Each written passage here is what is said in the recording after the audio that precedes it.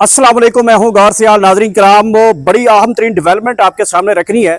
इस वक्त तो हुकूमत के साथ लड़ाई पे उतर आई है। खसूसी तौर पे इस वक्त जो हुकूमती इत्तेहादी जमातें हैं और मुस्लिम लीग नून है, आपस में इस वक्त गुत्थम गुथा हो चुकी है। आपको बताते चले कि मरियम नवाज साहबा और बिलावल भुट्टो साहब जो हैं वो एक दूसरे के आमने सामने आ चुके हैं, खुलकर एक दूसरे के ऊपर तनकीद कर रहे हैं।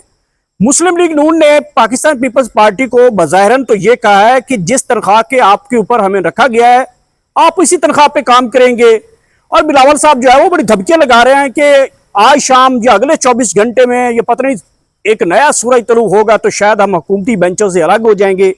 लेकिन जब दूसरा दिन कुछ चढ़ता है तो वो हुकूमती बेंचों में बैठे होते हैं और सारा दिन एक दूसरे के ऊपर तनकीद कर रहे हैं। कोई कहता है जी कराची के हालात ये हो गए हैं, दूसरा कहता है लाहौर के ये हालात हो गए हैं। तो अब जब वो नई एडमिनिस्ट्रेशन की बातें चल पड़ी हैं, नए सूबों के हवाले से डेवलपमेंट होना शुरू हुई हैं, तो उसके ऊपर दोनों पार्टीज के जो लोग हैं वो इस वक्त मुखालिफ दिखाई दे रहे हैं। पाकिस्तान मुस्लिम लीग नून भी ये चाहती है कि उनका जो इक़्तिदार है, जो पंजाब के ऊपर उनकी जो इक़्तिदार है उसको शायद खतरा पड़ जाएगा। उनका यह सोच होगी कि शायद जब पंजाब के जब नए सूबे बनेंगे, नई अमेंडमेंट्स होंगी, नए सूबाई यूनिट्स बनेंगे, तो उससे उनकी जो इक़्तिदार की जो एक तूलो अर्ज के ऊपर उनका एक हुक्मरानी का डंका है शायद वो कमजोर पड़ जाएगा। तो इस वक्त तो मुस्लिम लीग नून किसी सूरत में भी पंजाब को हिस्सों में तकसीम के हवाले से हामी नहीं ले रही।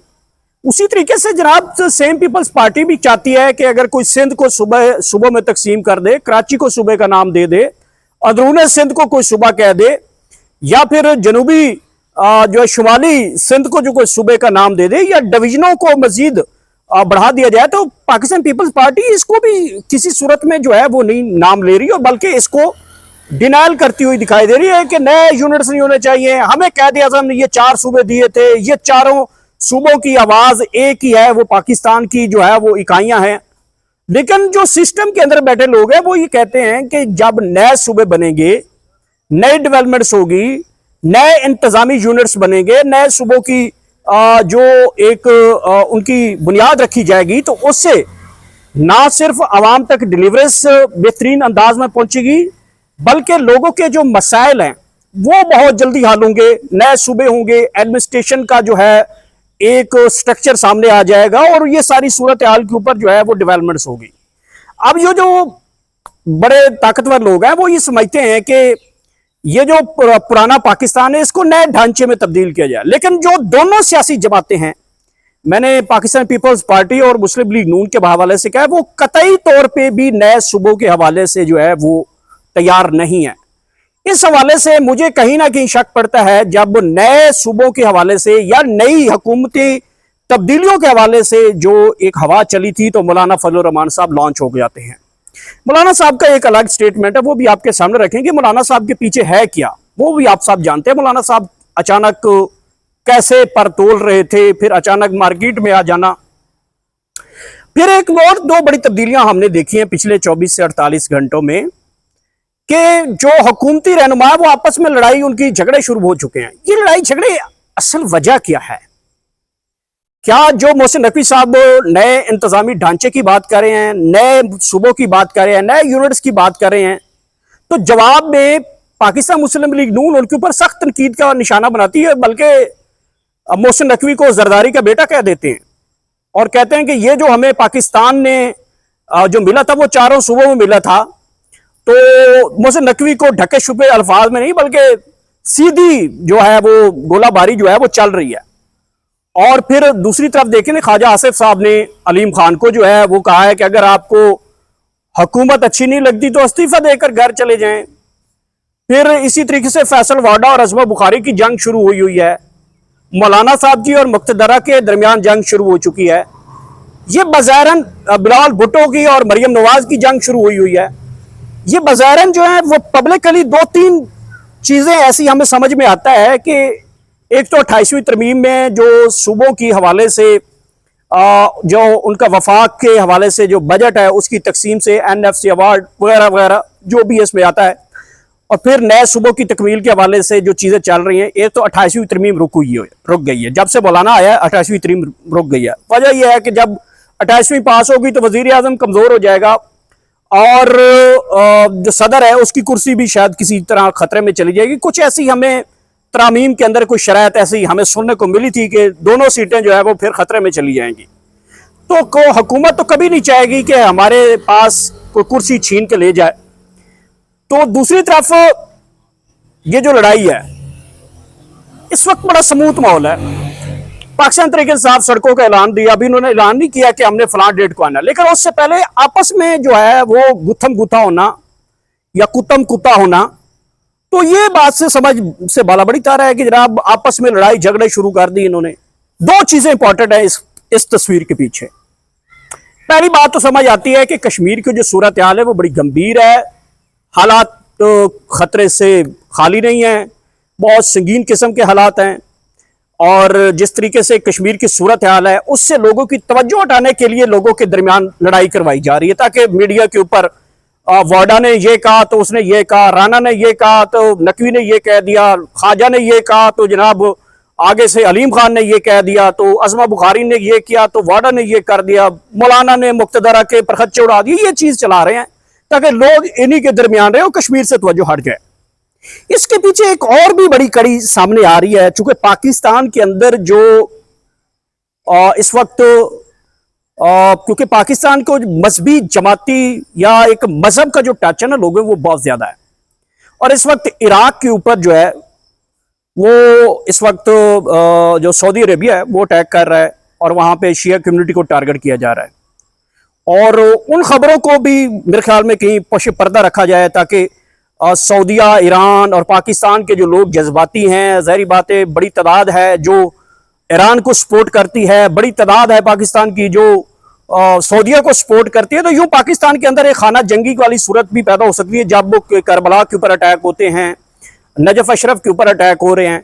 तो ये जो मीडिया के ऊपर ऐसी खबरें आती हैं तो लोगों की तवज्जो जो है मेरे ख्याल में डिवाइड करने की कोशिश की जा रही है दो पॉइंट्स के ऊपर। एक कश्मीर से तवज्जो हटाई जाए, दूसरा जो करबला के अंदर अटैक हुए हैं या फिर नजफ अशरफ के इराक के ऊपर अटैक हो रहे हैं। तो इससे जो है कहीं ना कहीं कुछ लोग ये सोचते हैं कि अगर ये खबरें लोगों के अंदर चली गई और एक नया पाकिस्तान के अंदर खाना जंगी मजहबी इंतशार पैदा हो सकता है, तो हो सकता है कि कहीं ना कहीं ये भी चीजें चल रही हैं। एक और बड़ी खबर आपके सामने रखनी है, वो मैंने आपको बताया कि रिजवी बरादरान जो हैं उनके लॉन्ग मार्च की तैयारियां शुरू कर दी गई है। लॉन्ग मार्च वो कब करेंगे, कैसे करेंगे, उनकी पार्टी का लायामल जो है अगले 24 से 48 घंटों में सामने आ जाएगा।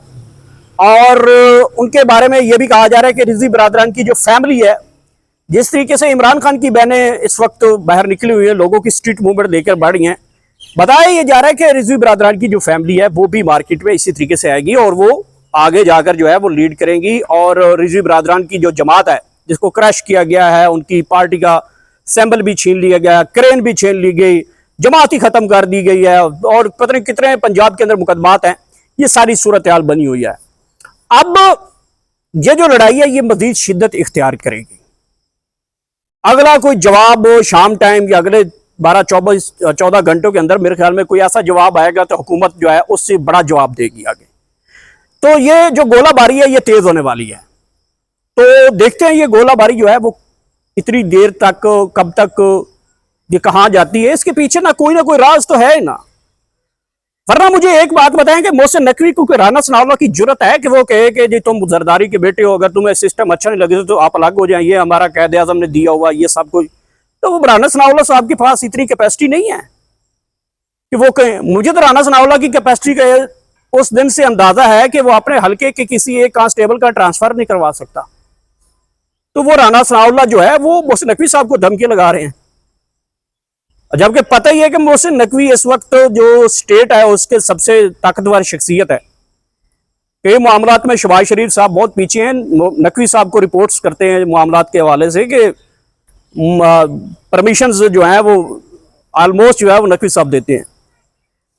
तो राना सनाउल्लाह जो है मोहसिन नकवी के पीछे या फिर मुस्लिम लीग नून के कोई लोग जो हैं वो मोहसिन नकवी को टारगेट कर रहे हैं। मेरी समझ से बाला तार है जब वो सिस्टम का बंदा है और सिस्टम का बंदा जिसके हाथ में अदलिया की तमाम तर जो चीजें हैं वो उनके हाथ में है। अगर वो चाहें तो 1 सेकंड में जो है वो फार्म 45 को सीधा करें और ये हुकूमत घर चली जाएगी। ये कैसे हो सकता है कि हुकूमत जो है इतनी बड़ी ताकतवर शख्सियत को ललकार पड़े और उसके पीछे पड़ जाए? ये बालातर चीजें हैं। मतलब ये है कि बज़ाहिर तो नूरा कुश्ती लगती है और इसका पीछे जो डाइवर्जन है, जो डायरेक्शन है, वो यही है कि या कश्मीर से तवज्जो या फिर सऊदी अरेबिया और इराक ईरान की जो इस वक्त सूरत हाल है उससे लोगों से थोड़ा सा तवज्जो हटा के रखनी है। मेरी समझ में ये चीज़ आती है, मेरी अपनी ज़ाती राय है, इसमें कोई खबर नहीं हो सकती, हो सकता है मैं गलत भी हूँ। बहरहाल वापस आते हैं।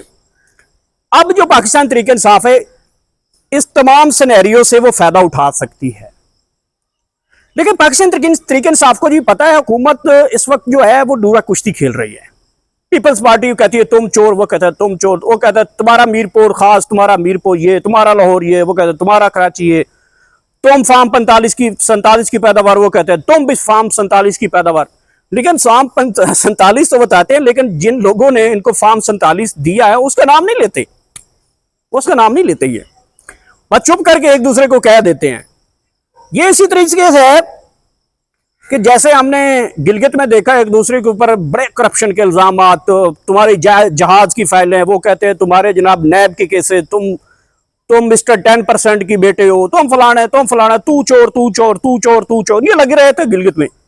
जैसे इलेक्शन डे आया था मैंने शाम टाइम इसाक डार को और बिलावल भुट्टो को गठे चाय के वजह देखा और बस ठीक है जी।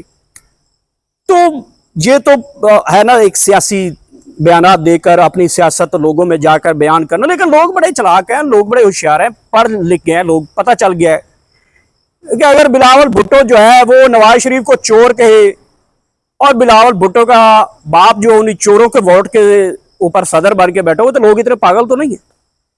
या फिर बिलावल भुट्टो जो है वो अगर ये बात करे कि तुम फार्म 47 की पैदावार हो, तो लोगों को ये नहीं पता था अपना जो फार्म 47 है उसका ख्याल किसको है। बिलावल भुट्टो जो है वो तकरीरों में करता है कि नवाज शरीफ जो डॉक्टर यास्मीन से हारा हुआ है, तो अपना फार्म 47 भी तो जरा देखे ना। तो ये लोगों को इतनी तो समझ है कि ये जो सूरत हाल है इसमें पाकिस्तान तहरीक इंसाफ को मेरे ख्याल में अच्छी सियासत कर रही है। उनको पता है कि लोगों को कई जगहों पे मैंने देखा है कि पाकिस्तान तहरीक इंसाफ जो है वो खामोश है। उसकी वजह यह है वो खामोशी से लोगों को ये बता रही है कि नूरा कुश्ती है, खेलने दो इनको, ये सारा कुछ जो है ड्रामा जो चल रहा है इसको ड्रामे को वो अपनी पॉइंट स्कोरिंग में लगे हुए हैं।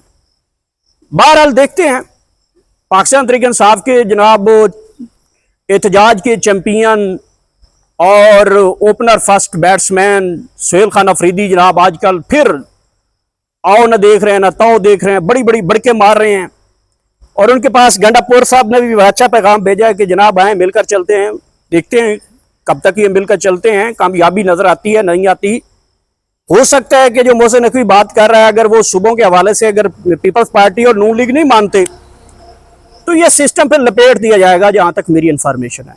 फिर ये सिस्टम किसी और तरफ चला जाएगा, ना पीपल्स पार्टी बचेगी, ना नून लीग बचेगी, ना पीटीआई बचेगी, या सियासी जमातें बचेंगी, कुछ और सिस्टम बन जाएगा। फिर ये जमहूरियत को ढूंढते फिरेंगे।